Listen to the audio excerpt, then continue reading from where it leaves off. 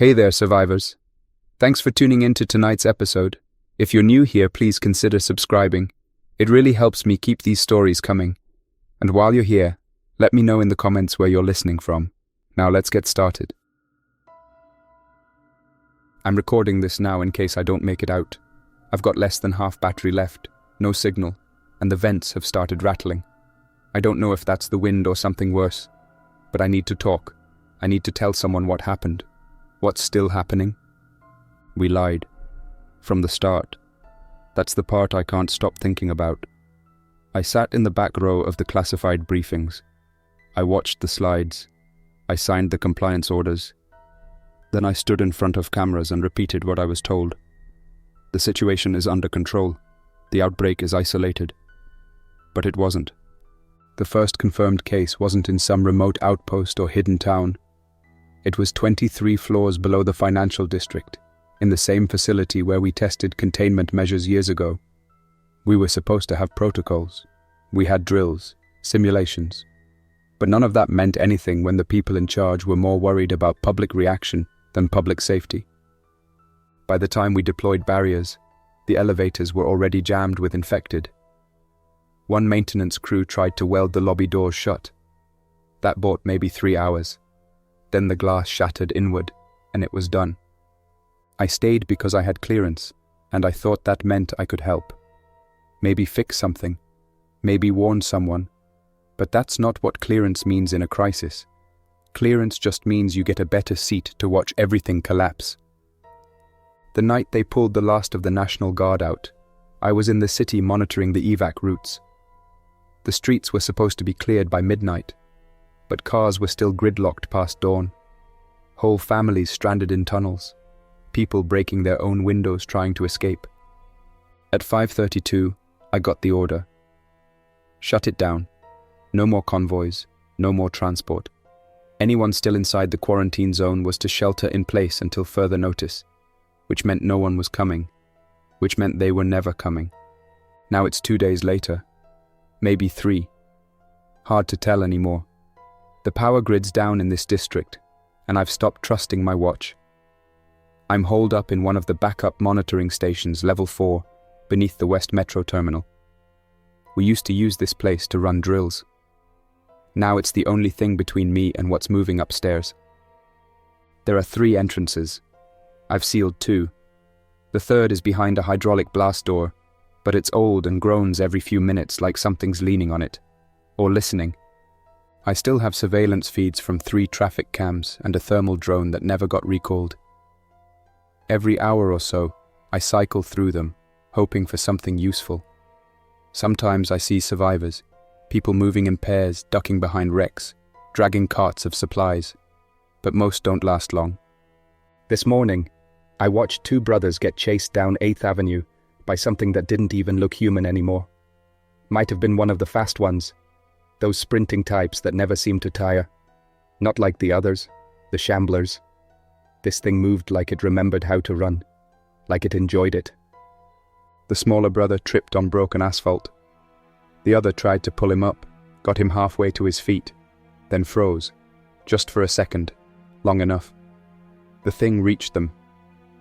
I turned off the feed. I should have warned them. I still have the citywide PA override code. I could have used it. But it's not like they would have believed a faceless voice saying, "Go back. You're heading straight into the swarm." That warning should have come weeks ago. It should have come from someone like me, before the broadcast centers burned, before the bridges were severed. Instead, I watched. And I still watch. I keep hearing movement near the stairwell. It's not loud. It's the kind of noise you only notice when the rest of the world has gone completely quiet. A shift in air pressure. A hollow creak. Once or twice, something tapped along the wall behind the ductwork, too heavy to be rats, too slow to be pipes settling. I taped the panel shut. There's not much else I can do. I've got 1 old revolver in a desk drawer and 2 speed loaders. I was issued both with a field bag when the quarantine started. They told us it was in case of extreme breach. At the time, I thought it meant for self-defense. But now I think it was in case we saw too much. I keep hearing the phrase over and over. Maintain public composure. Prevent domestic panic. So we told people to stay calm. Told them to listen for emergency sirens, even when we knew the sirens wouldn't sound. Told them to lock their doors, even when the things outside could tear through them like wet paper. The thermal drone picked up movement near the central library about an hour ago. 6 figures, slow-moving, grouped tight. I thought they were infected at first, until one of them looked up and shielded her eyes from the sun. Infected don't do that. They don't react to light. They don't look for shade. They just move towards sound, heat, motion. These survivors moved like they were trying not to be noticed. That's different. I'm thinking of trying to reach them. I have access to a maintenance tunnel that links the lower subway tier to the municipal archive across from the library. If I'm careful, I might be able to get close without drawing anything down. But I haven't decided yet. Every time I pack my bag, I stop halfway through. What if I lead something back here? What if the library is already compromised? What if they've already turned? The problem with waiting too long is that decisions get made for you. I just heard something fall upstairs. Not a light object. Something metallic. Something that bounced once, then rolled. It came from the terminal lobby, which means the front entrance may not be holding. I should move. I know I should, but I'm still sitting here, hand frozen on the bag zipper, listening. There's a kind of static in the air now, like when an old CRT screen used to hum in the dark. You couldn't hear it exactly, but you felt it, somewhere in your bones. That's what this place feels like now, like something just out of sight is humming, watching, and I moved. I told myself I wouldn't, not until I had a plan, not until I had proof the hallway was clear. But the sound came again, closer this time, something dragging. Not the fast ones, not the ones that sprint and shriek and climb over each other like insects. This was slower, rhythmic, and it didn't stop after the first scrape. It kept going, deliberate, like it knew exactly where it was going, like it had done this before. I locked the inner door to the office, grabbed the revolver, and made for the service hatch behind the storage unit. The hatch opens into a secondary stairwell, meant for equipment trolleys, with rusted railings and dust so thick it muffles your own footsteps. We used it during drills when we were simulating power loss. Nobody ever cleaned it. No one ever cared to. It was a dead space. Now it might be the only safe way out of this section. The flashlight beam cut through the dark like a blade, sharp and narrow. Every step I took felt too loud, even in soft-soled boots. I kept thinking the noise would echo up, draw something down. But the stairwell was sealed from the top, reinforced hatch, locked weeks ago when they began sealing levels. That's the only reason I dared to use it. I made it to the bottom without incident. The tunnel I needed ran perpendicular to the station, curving slightly west before it intersected with the archives corridor. It used to house cables and data lines. A tight, low-clearance path, no lights, barely wide enough to crouch through. I always hated it. Not because it was cramped, but because of what it smelled like.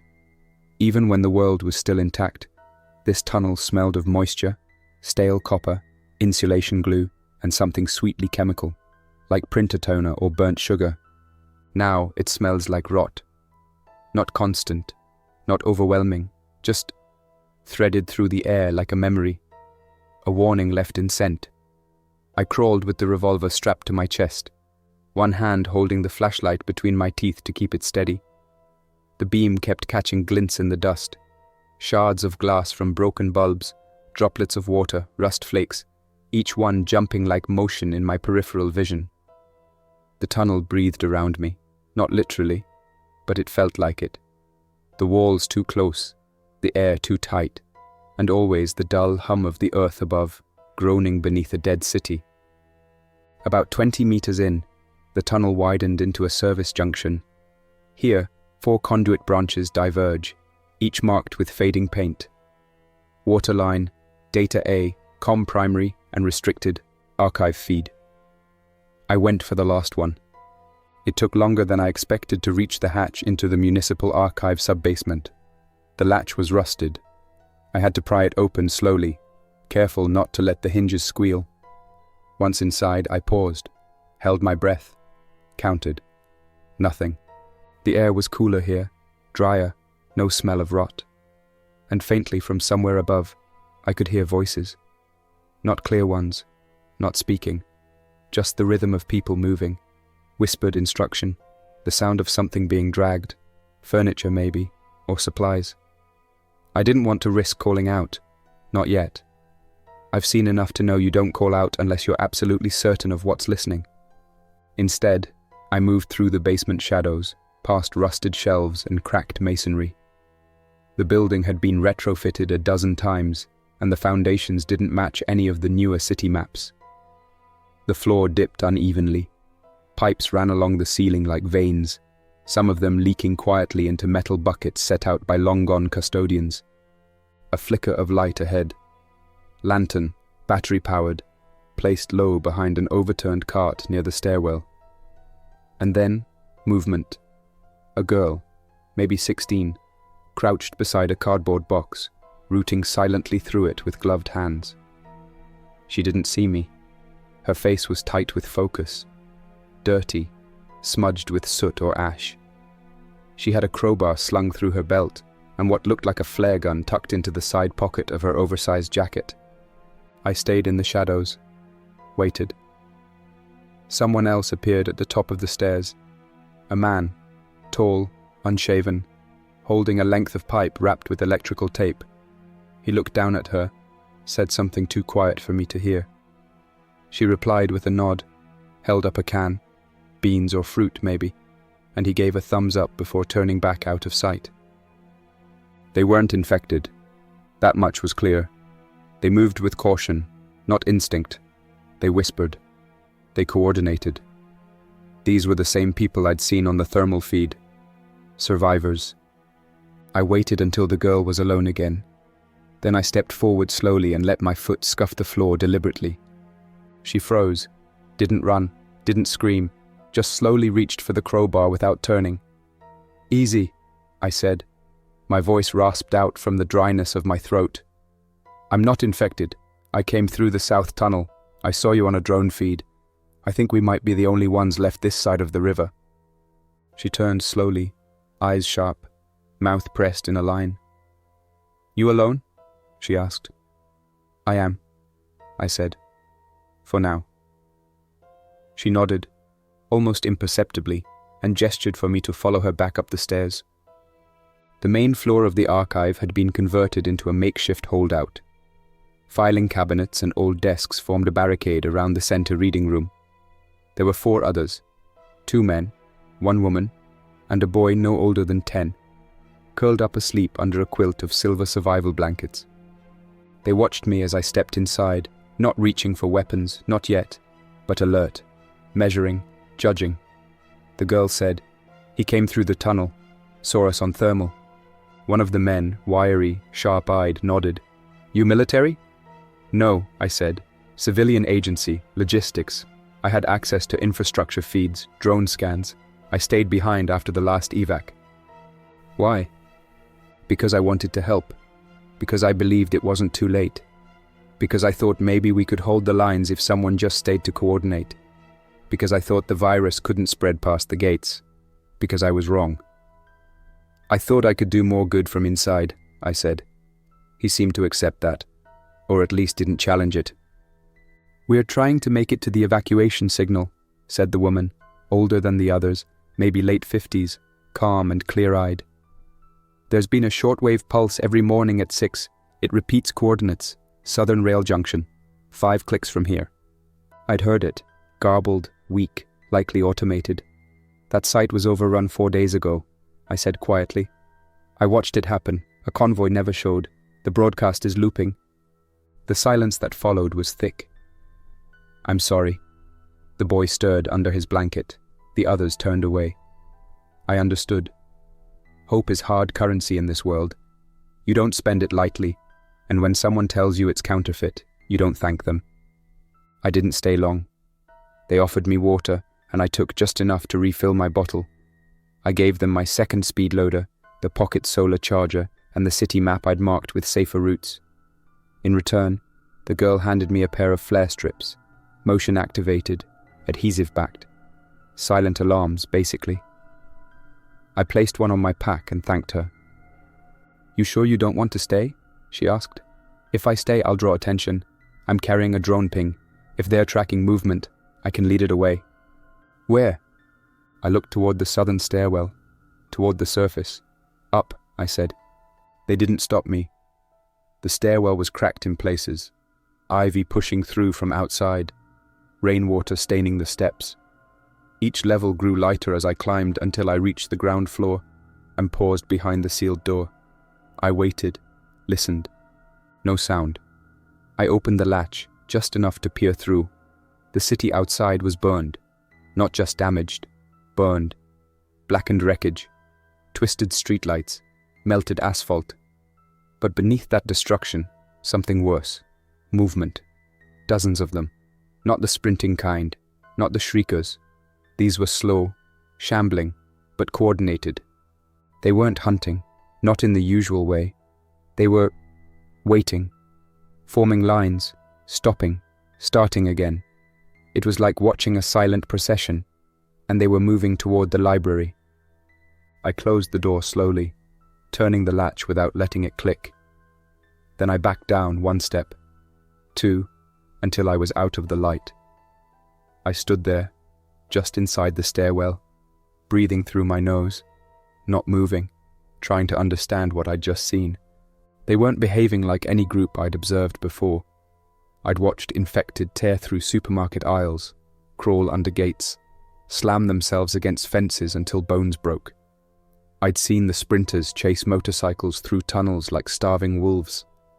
I'd watched an entire horde cluster under a blinking billboard, drawn to the intermittent light like moths. But they weren't converging on sound, they weren't scattered, and they weren't panicking. They were walking, 2 by 2 across the street, in slow, even steps. From where I stood, it looked almost rehearsed, like a funeral march. Not one made eye contact, not one broke formation, and at the front of the line, a child, at least. It used to be a child.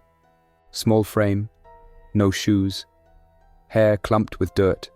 Its arms hung too long at the sides and its neck bent slightly to one side like it had once been broken and never set. It didn't stumble like the others.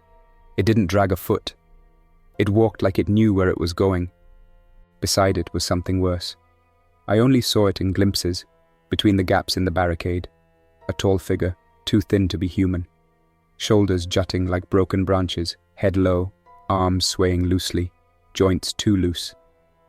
It moved like a marionette with frayed strings. It kept its distance from the others, just behind the child, watching, guiding. I don't know what it was. I haven't seen anything like it before, and I've seen a lot. I waited for them to pass. 20 minutes, 30. I counted over 60 in that formation, all silent, all following the child and the watcher. I don't think they even smelled me. Which means whatever's happening to them, whatever phase this is, it's new. Back in the early weeks, some of us theorized there were mutation stages, that the virus didn't just replicate but adapt, that under certain conditions, it began shaping behavior, not just physical deterioration, but coordination, that it was learning. Most of those reports got buried, too speculative, too destabilizing. One of them came from a paramedic in Sector 6. He said he watched an infected woman pull her child out of a wrecked van, cradle him, then walk straight into a fire with him still in her arms. Didn't scream, didn't react to pain, just walked, like she'd been told to. He was declared unstable and reassigned. But now, seeing this, I wonder if he saw the beginning of whatever I just witnessed. The procession disappeared down the avenue, turning south into the smoke. I waited until the last of them was out of sight, then slipped out of the stairwell and into the side alley. The library barricades wouldn't hold against that kind of force. Not if the line came back. I made it to the rear entrance, tapped lightly against the panel. The girl answered, wary, crowbar in hand. I told her what I saw. She didn't speak for a moment. Then she turned and called for the others. They gathered quickly. No shouting, no scrambling, just a quiet urgency that came from experience. The older woman folded the blankets. One man packed the medical kit. The boy, now awake, held the silver foil blanket around his shoulders, blinking at the dim light like he hadn't slept at all. "We move?" asked the wiry man. "Now," I said. I led them through the tunnel, same way I came. The youngest went first, then the woman, then the girl. I followed next. The two men came behind. The last one sealed the hatch quietly, though we all knew it wouldn't stop anything determined. Halfway through the tunnel, the boy started to cry. Not loud, just a steady stream of quiet tears running down his cheeks as he crawled forward, hand over hand. The girl placed a hand on his back to steady him. Said nothing. That was enough. When we reached the service stairwell, I paused to listen again, still quiet above. The survivors looked to me for direction, so I told them we'd head west toward the Midtown tram line.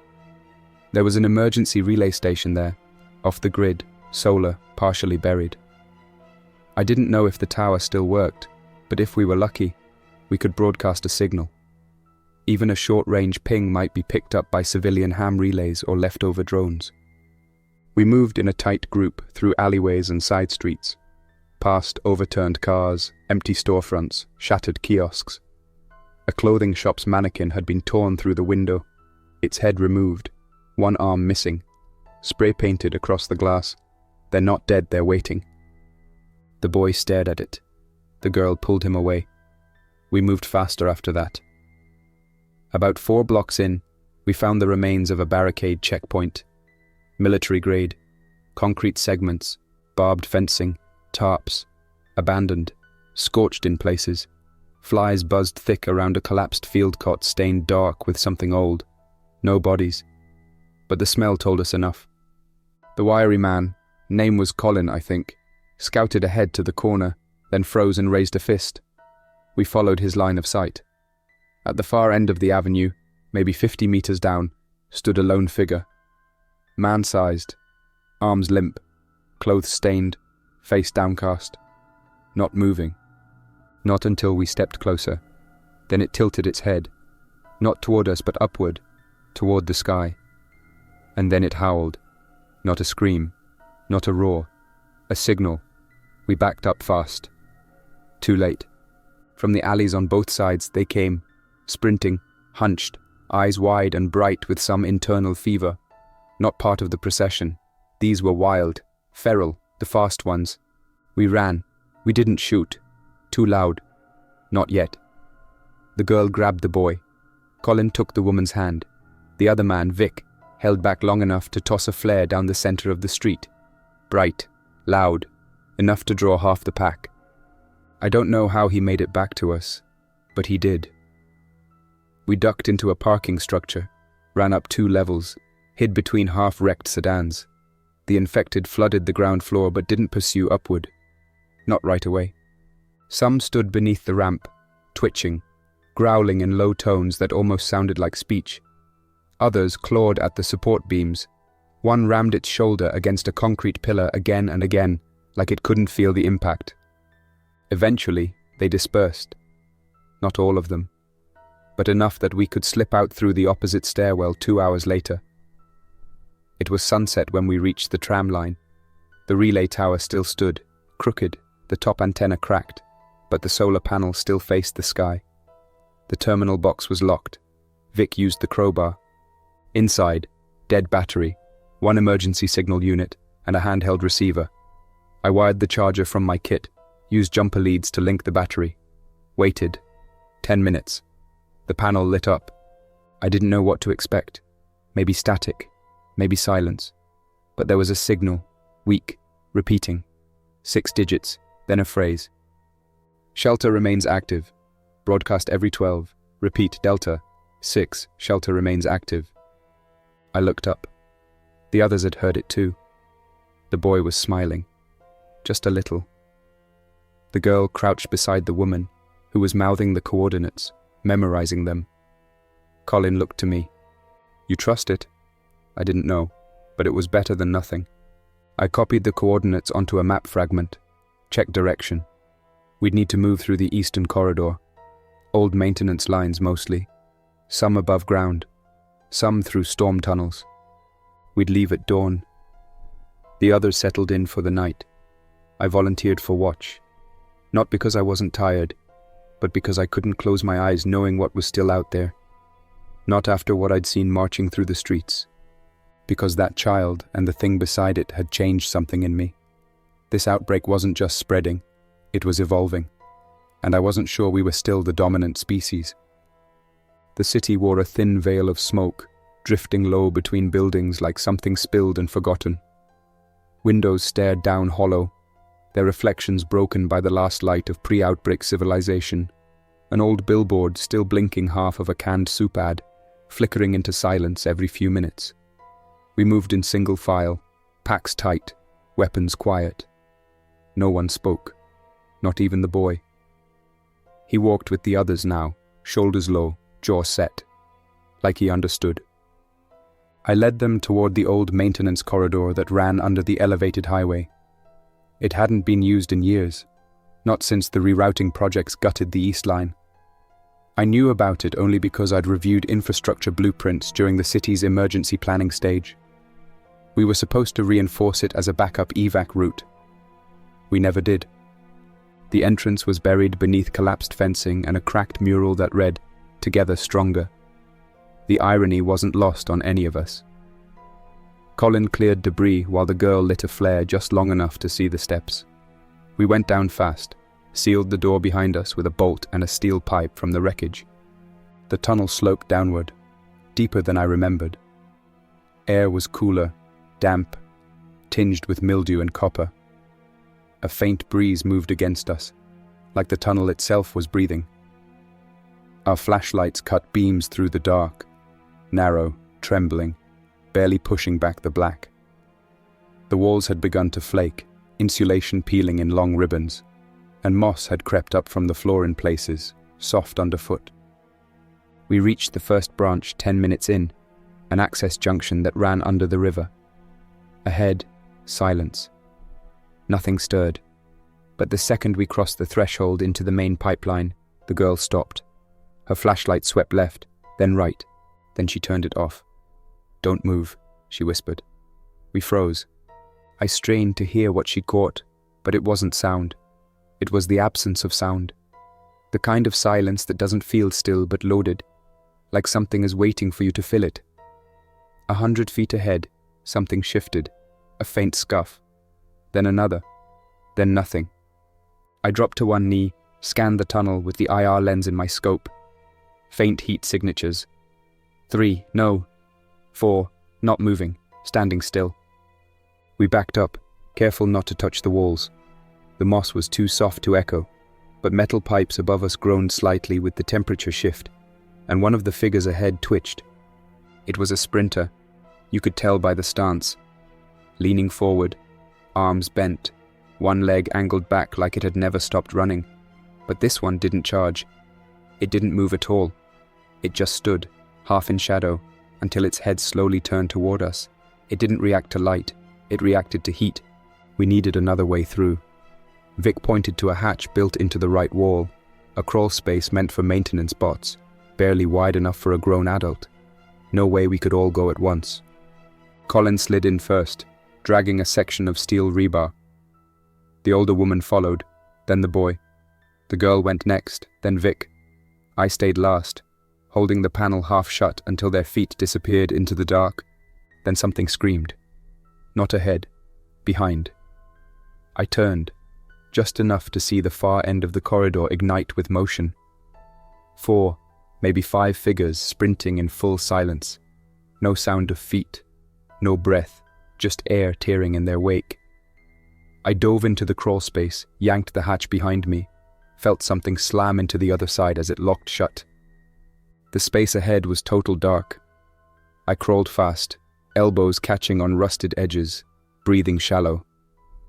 I could hear the others ahead of me, scraping through, whispering to keep the boy calm.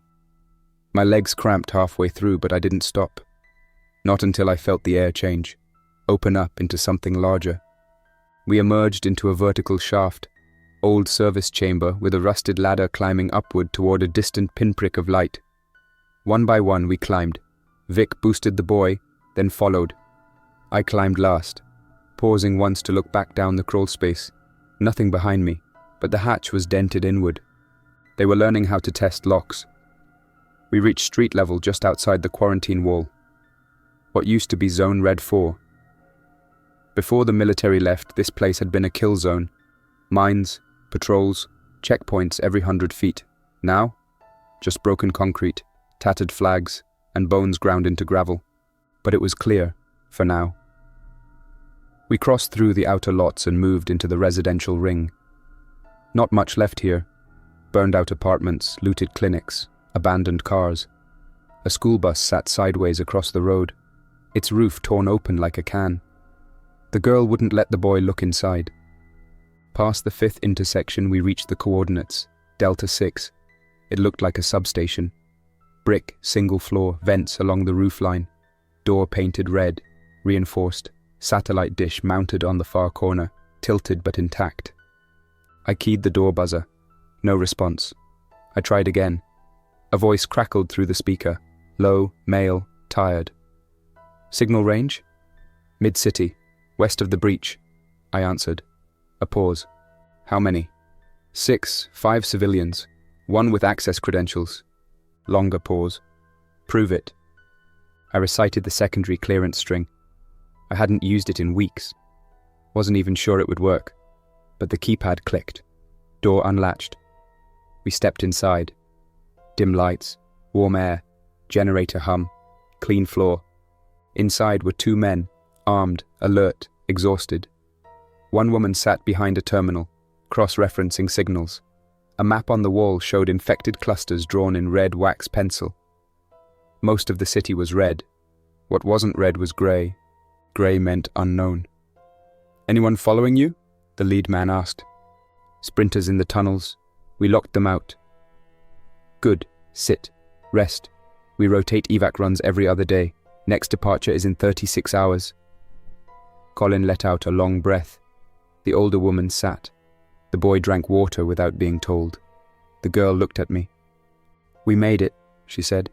I nodded, but I didn't feel like we'd won anything. I walked to the map, studied the marks, looked for signs of the procession. There, 3 lines drawn south, no label, just red slashes, no notes. "Who marked these?" I asked. The operator pointed. "Came from drone scan 3 nights ago, something moving through city center, but it didn't attack anything, just moved. Silent." She paused. "One of the drones followed it too long. Feed cut out. Never came back." I looked at the last mark. It was headed straight for this shelter, and it would be here soon. I didn't say anything right away, just traced the red slash with my eyes. It started deep in Sector 1, cut through the financial district, swung around the library, the exact path I'd seen the procession take. The child and the thing behind it. Every major cluster they passed, those zones went silent. Not cleared, not overrun, just quiet. Like the infected had been given new orders. And then this line. A direct arc to the outskirts, right to where we stood. The others hadn't seen the map yet. The boy had curled up beside the backup generator, wrapped in a clean blanket someone handed him. The girl was standing over him, watching his breath rise and fall like she couldn't believe it was still happening. Vic sat on the edge of a metal footlocker, picking at an old scar on his palm. Colin and the older woman, Maria, I learned, were checking their gear. Calm, quiet. The kind of quiet you find only when you're too exhausted to worry. One of the operators stepped up beside me. Tall, bald, grey stubble along his jawline.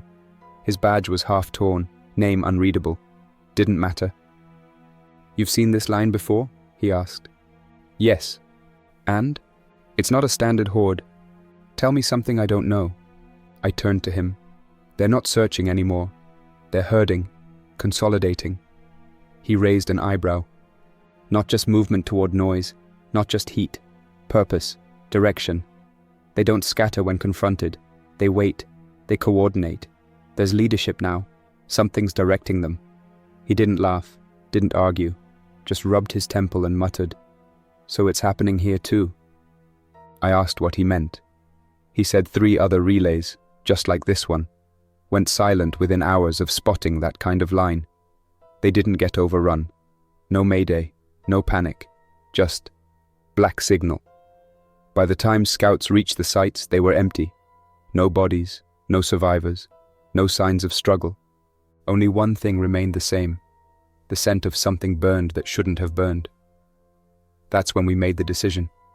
36 hours was too long. We needed to leave tonight, before whatever was following that line arrived. The last evac vehicle had already left, but the operator still had access to the freight line blueprints, industrial tracks beneath the western ridge, long decommissioned but rumored to be intact. If we could follow the tunnel west, there might be a staging area with dormant rolling stock, flatbeds, push carts, anything that could run on steel. The terrain would be open past that point, but the wind direction was favorable. Smoke from the western fires had pushed into the valley, obscuring heat trails. It was the best shot we had. We packed light, essentials only, water, tools, weapons. Maria kept the boy close. The girl insisted on carrying 2 of the flare strips and the old receiver. Vic hauled the med kit and a fire axe. Colin carried a bolt cutter. I brought the last backup drone battery. No camera feed, but enough juice to power the GPS ping if needed. By nightfall we moved. The entrance to the maintenance route was built into a retaining wall 3 blocks down. Covered in ivy and forgotten signage, it looked like nothing. A drainage outlet, maybe. But it opened into a slope of crushed gravel and shattered concrete that angled downward into pitch black. We entered without hesitation. The tunnel was tight in places, flanked by skeletal rails barely visible beneath the dust. We followed them deeper, flashlights off. Only the girl's glow stick marked our steps, swinging from her belt in a slow, steady rhythm. At first, the silence was a blessing. No echoing footsteps, no groans, just the distant hum of wind through cracked stone. But then the silence began to change. The air grew thicker, not stale, more full, like pressure building behind a wall, like we were pushing into something that didn't want to be disturbed. We pressed on. Every 100 meters, the tunnel split. Most were collapsed. 1 or 2 had old signal lights still hanging from the ceiling, dead, rusted, some half-cracked, as if something had reached up and crushed them. We passed through one chamber that still bore the scorched outline of a man against the concrete wall.